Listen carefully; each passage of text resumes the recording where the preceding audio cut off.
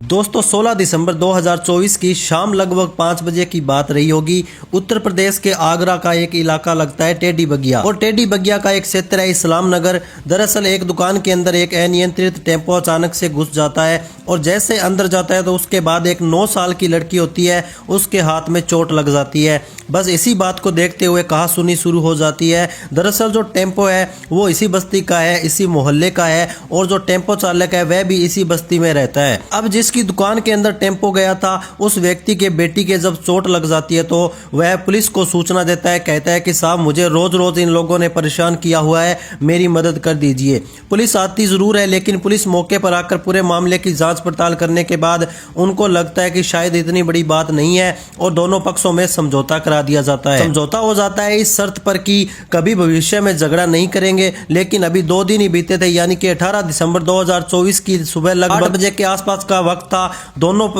दोनों तरफ से पथराव शुरू हो जाता है, और पथराव होता है। उसके बाद जो पीड़ित व्यक्ति है वह अपने बेटे के साथ इधर उधर कभी नेताओं के पास जा रहा था, कभी पुलिस के पास जा रहा था, कभी स्थानीय लोगों के पास जाकर आप मेरी मदद कर दीजिए, मुझे लोग परेशान कर रहे हैं, मेरा एक छोटा सा घर है, उस घर पर लोग कब्जा करना चाहते हैं। जब कोई सुन नहीं रहा था तब उस व्यक्ति ने अपने इस घर को, इस जगह को छोड़ने का फैसला कर लिया। यहाँ से वह निकल जाता और वह कहीं ऐसी दूसरी जगह चला जाता है जहाँ उसे कोई भी नहीं जानता था। लेकिन कोई भी नहीं जानता था कि वह गया जरूर है, लेकिन 5 कत्ल हो जाएंगे। जैसे ही 5 कत्ल होते हैं इसकी गूंज पूरे इंडिया में फैल जाती है। एक तरफ लोग नए साल का जश्न मना रहे थे, तो वहीं दूसरी तरफ सोशल मीडिया पर एक खबर तैरने लगती है कि एक ही घर के 5 लोगों की हत्या हो जाती है। तो आज की इस कहानी के माध्यम से जानने और समझने की कोशिश करते हैं कि आखिरकार नए साल के जश्न की उस संध्या पर जो 5 कत्ल की इबारत लिखी जा रही थी उसके पीछे की वजह क्या है। और जैसे ही नए साल का जश्न मनाया जा रहा था, अगले दिन यानी कि 1 जनवरी 2025 को वो कत्ल की सूचना किस लिए पहुंचती है, और आखिरकार इसके पीछे की वजह क्या हो सकती है। तो दोस्तों नमस्कार, सत श्री अकाल। आज की जो सच्ची घटना है मैं आपको सुनाने जा रहा हूं। ये सच्ची घटना उत्तर प्रदेश की राजधानी लखनऊ की है। लखनऊ का एक थाना लगता है। दरअसल नाका थाना क्षेत्र का 4 बाग रेलवे स्टेशन के ठीक सामने एक होटल है जिसका नाम है शरणजीत होटल। उसके कमरा नंबर 109 से एक लड़का जिसकी उम्र लगभग 24 साल के आसपास रही होगी, वो निकलता है और सीधा थाने पहुंचता है। थाने जाने के बाद अभी ना यहाँ पर अधिकारी ठीक से आए हैं, ना ही पुलिस वाले अभी ठीक से, क्योंकि रात भर ड्यूटी की हुई है, समझ नहीं पा रहे थे, क्योंकि ज्यादातर लोग अभी सुबह जल्दी से उठे भी नहीं थे।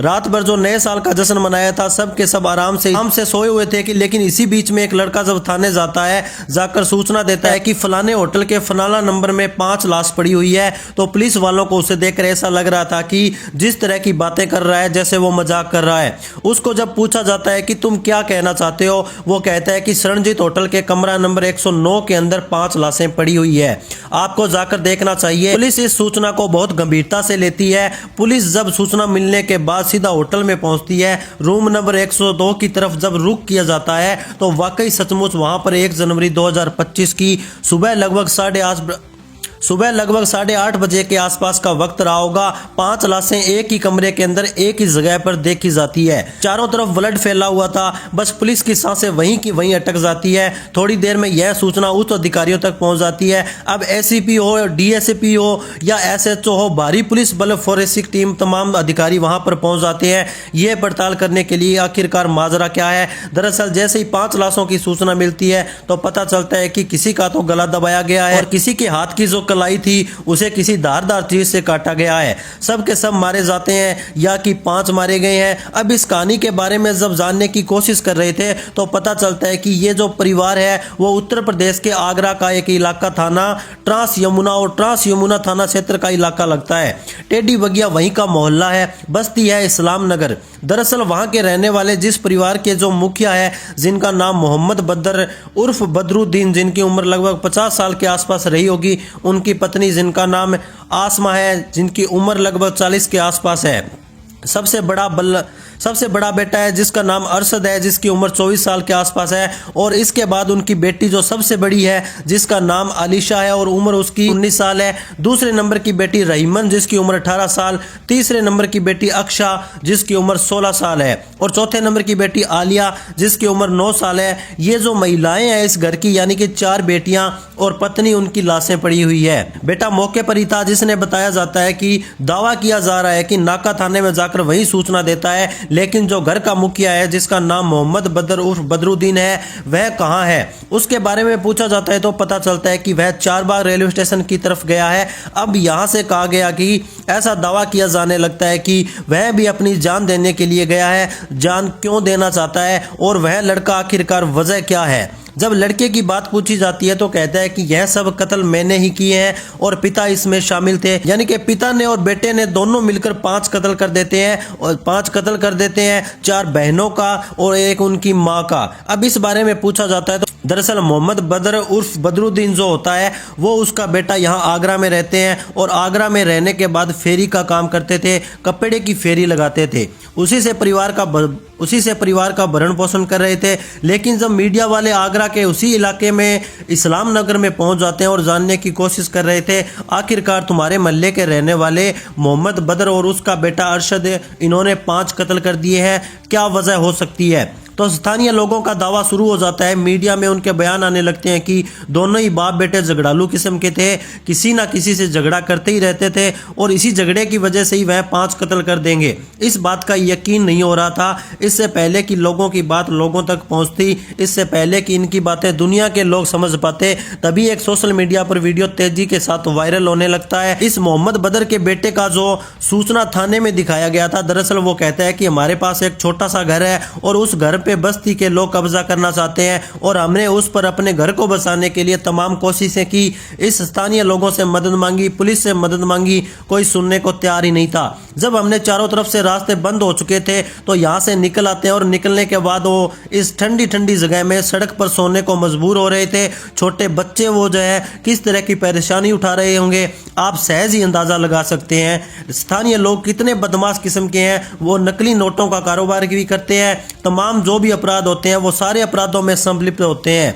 इसलिए उन्होंने किसी न किसी रूप से हम लोगों पर प्रेशर बनाया और हम लोगों को वो जेल भेजना चाहते थे। यदि हम लोगों की यानी कि बाप और बेटे का वो जो जेल भेज देते तो उसकी 4 बहनें हैं, उन 4 बहनों से वो गंदा काम करवाएंगे, उनको किसी ना किसी जगह पर बेच देंगे, वो गंदा काम करने के लिए मजबूर हो जाएंगे। इसलिए सोचा कि यहाँ से निकलते हैं। जब स्थानीय यानी कि आगरा से वो निकलते हैं तो यह कह के जाते हैं कि हम लोग अजमेर शरीफ जा रहे हैं, और अजमेर शरीफ जाते हैं या नहीं यह तो खैर इसकी जांच के बाद ही पता चलेगा। लेकिन 30 दिसंबर 2024 को वो लखनऊ के नाका थाना क्षेत्र के एक होटल जो शरणजीत लगता है उसके रूम नंबर 109 में रुकते हैं। 30 तारीख को रुकते हैं। उसके बाद फिर अगला दिन आता है यानी कि 31 दिसंबर 2024 आता है, और 31 दिसंबर दिन भर तो ठीक ठाक था, लेकिन जब शाम का वक्त होता है तो शाम के वक्त उन्होंने बाहर से खाना मंगवाए। खाना खाने के साथ साथ शराब भी मंगवाई जाती है, और ऐसा दावा किया जा रहा है कि ऐसे मीडिया रिपोर्ट में आता है कि जो लड़कियां हैं और माँ है उसको भी शराब पिलाई जाती है। शराब पिलाने के बाद किसी के मुंह में कपड़ा ठूस दिया जाता है तो किसी को वैसे ही शांत कर दिया जाता है। अब इनको मारना था, इनका कत्ल करना था, तो जो चीख ना सके, चिल्ला ना सके, इसलिए उनके मुंह में कपड़ा ठूस दिया जाता है। किसी का गला दबाया जाता है तो किसी के हाथ की कलाई काट दी जाती है ताकि ब्लड भारी मात्रा में अगर बह जाएगा तो जाहिर सी बात है वो मर जाएंगे। अब दिन निकलता है तो दिन निकलने के बाद मोहम्मद बदर तो रेलवे स्टेशन की तरफ चला जाता है, यह कहते हुए कि मैं अपनी जान देने के लिए जा रहा हूं, और बेटा भी शायद वो भी अपनी जान देने की कोशिश कर रहा था, जान देना चाहता था, लेकिन वो शायद अपनी इतनी हिम्मत जुटा नहीं पाया, इसलिए सीधा जाता है पुलिस स्टेशन और पूरी कहानी जाकर बयां कर देता है। साथ ही उत्तर प्रदेश के मुख्यमंत्री योगी आदित्यनाथ से अपील करता है कि जिस तरह से आप कार्रवाई कर रहे हैं आप ऐसे ही कार्रवाई करिए, और जो जमीन टुकड़ा है जिस पर झगड़े की संभावना बनी हुई है, जिस पर कब्जे की बात बनी हुई है, उसे हम मंदिर के ट्रस्ट को देना चाहते हैं, उस पर मंदिर बना दिया जाए, और हमारे यहाँ जो भी दुख तकलीफ है इसको दूर किया जाए। जो भी हमें परेशान कर रहे थे, हमारे घर वालों को परेशान कर रहे थे, उनको किसी भी कीमत पर बख्शा ना जाए। वो यह भी दावा करता है कि जब हमने धर्म परिवर्तन की बात की यानी कि मुसलमान से हिंदू बनने की बात की तो स्थानीय लोगों को इस तरह से गुस्सा आता है, और इस तरह से तकलीफ होती है और स्थानीय लोगों की परेशानी से बचने के लिए उन्होंने इस कदम को उठाने के लिए मजबूर हुए। हालांकि पुलिस इस मामले की जांच पड़ताल में जुटी हुई है। साथ ही उस लड़के ने जो वीडियो में कुछ लोगों के नाम लिए थे, जिसमें रानू आफ्ताब, अहमद अजहर, सलीम ड्राइवर और आरिफ, ऐसे कई नाम लिए थे, उन्होंने कहा कि ये सबसे ज़्यादा परेशान कर रहे थे। बाकी जो आसपास के लोग हैं वो एक ही कम्युनिटी से है, एक ही समुदाय के हैं, एक ही जाति से बिलोंग करते हैं और इसीलिए एक जैसे होने की वजह से इन लोगों को समझते हैं कि या तो बांग्लादेशी है और बांग्लादेशी कहकर उनके घर पर कब्जा करना चाहते हैं। उस लड़के ने यह भी दावा किया है कि हम मुल्क रहने वाले बदायूं के हैं, बदायूं में उसकी ताई रहती है, यदि ताई से जाकर बातचीत करोगे तो हमारे पास पूरे डॉक्यूमेंट्स हैं, हम भारतीय ही हैं। लेकिन हमें जानबूझकर हमें ऐसा ट्रीट किया जा रहा था जैसे हम बांग्लादेशी हों और हम यहाँ से जब चले जाएंगे तो हमारा घर बचेगा और घर पर ये लोग, स्थानीय लोग, कब्जा कर लेंगे। उस लड़के ने योगी सरकार से अपील भी की, इस मामले की उच्च स्तरीय जांच कराने की बात कही। हालांकि पुलिस उस मामले की जांच पड़ताल में जुट गई है, ये देखने के लिए आखिरकार इस मामले की असली वजह क्या है। हालांकि उस लड़के ने यह भी स्वीकार कर लिया है कि उसने अपने पिता के साथ मिलकर अपनी 4 बहनों और मां का कत्ल कर दिया है और इसकी सजा तो खैर उसको मिलेगी ही, लेकिन उसको इस बात पर ऐसा करने पर किसने मजबूर किया, पुलिस को इसकी भी जांच करनी चाहिए। साथ ही पुलिस को यह भी जांच करनी चाहिए कि आगरा की उस पुलिस ने आखिरकार उस सूचना को, जो प्रथम सूचना मिलती है 16 दिसंबर 2024 की शाम 5 बजे के आसपास, उसे गंभीरता से क्यों नहीं लिया गया। तो वहीं 18 दिसंबर 2024 की सुबह जो 8 बजे सूचना मिलती है, उस खबर को इतनी गंभीरता से क्यों नहीं लिया जाता और वो कौन नेता थे जिनके पास जाकर वो अपने परिवार के रहम की भीख मांग रहे थे, बचाने की अपील कर रहे थे, आखिरकार उन्होंने मदद क्यों नहीं की। इस मामले की प्रत्यक्ष जांच होनी चाहिए, एक एक पहलू की जांच होनी चाहिए और जो भी दोषी हो उनके खिलाफ कड़ी से कड़ी कार्रवाई भी होनी चाहिए। इस तरह की सोशल मीडिया पर एक तरह की आवाज़ उठ रही है और इस 5 कत्ल की सूचना पूरा उत्तर प्रदेश ही नहीं बल्कि पूरे भारत के लोग सने रह गए हैं। दोस्तों, एक तरफ तो लोग नए साल का जश्न मना रहे थे, दूसरी तरफ लखनऊ से 5 लोगों की सूचना मिलती है तो वाकई कोई भी हिल नहीं सकता। दोस्तों, इस पूरे घटनाक्रम को सुनने का उद्देश्य किसी को परेशान करना नहीं है, किसी का दिल दुखाना नहीं, बल्कि आपको जागरूक करना है।